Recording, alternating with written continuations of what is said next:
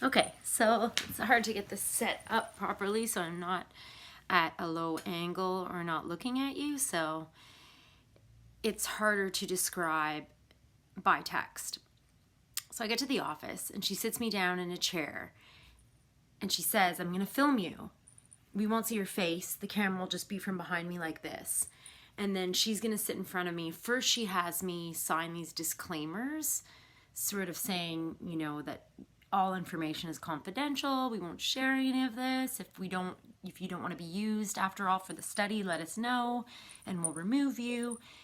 And the study is on the brain and short-term memory. And I'm going, oh, amazing, because I have an insane memory. Like, my memory is just detail for so long-term, short-term, whatever. So she says it's kind of like a kid's game and you may get tired. And recently, where's the book? One sec.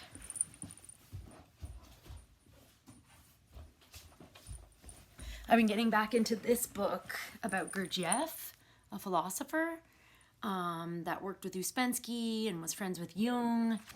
Anyway, it's called The War Against Sleep. And Gurdjieff had made up all these exercises, sort of like this one.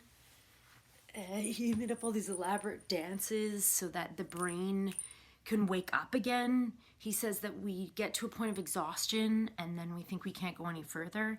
And he really challenges that. He says that people actually have way more resources than they can imagine. They need to push themselves past that and then awaken that resource. So I sit in front of her and I knew that the test was going to get trickier as it went along. And she seemed kind of nervous. So she'd probably been seeing people all throughout the day, and I don't think she was nervous being in the situation, just maybe had too much coffee or something. So she sits me down and she has this box that I can't see. And she pulls out these two plastic figurines. One is Farmer Brown and one is Cowboy Black. Cowboy Black has a blindfold on, so he can't see, but he can hear. Farmer Brown has no blindfold. He can see, he can hear everything. And then comes along this little stuffed tiger. Hi, I'm a tiger. And the tiger starts presenting these cubes. 2 blue cubes and a yellow cube. And the tiger says, oh, I'm going to take one of these cubes. And he takes a yellow cube away.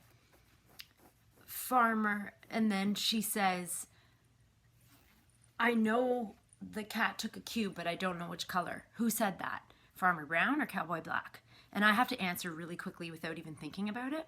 So she keeps going through it and keeps switching the color of the cube, who says what, and I have to answer, I have to answer that was Farmer Brown, or that was Cowboy Black. Oh, really? Why? Well, because Farmer Brown can see and Cowboy Black can't. And then it keeps getting more elaborate. There's these boxes with these cubes in it. Cowboy Black is now gone. Farmer Brown can look in some of the boxes, but he can't look in others. Sometimes he looks in all 3. He'll give me whatever information he has, but he's not there to trick me. So then she goes through another series of questioning about which color cubes are in the boxes, and it went on for about 25 minutes, and I just paid attention and answered each question quickly. And she kept switching it around. I started to feel it was almost like a mind control experiment. And then at the end, she turned off the camera and I said, just so you know, I have a really crazy memory. And she said, yeah, that was nuts. You didn't look away. All to say, it was super exciting and super interesting. And I could see how most people would probably panic.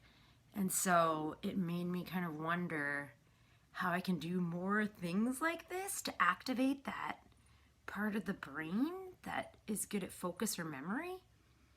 Because I notice I don't do it as much if someone's not testing me. You're like, huh? What'd you say? Or, oh, Farmer Brown or Cowboy Black? I don't know.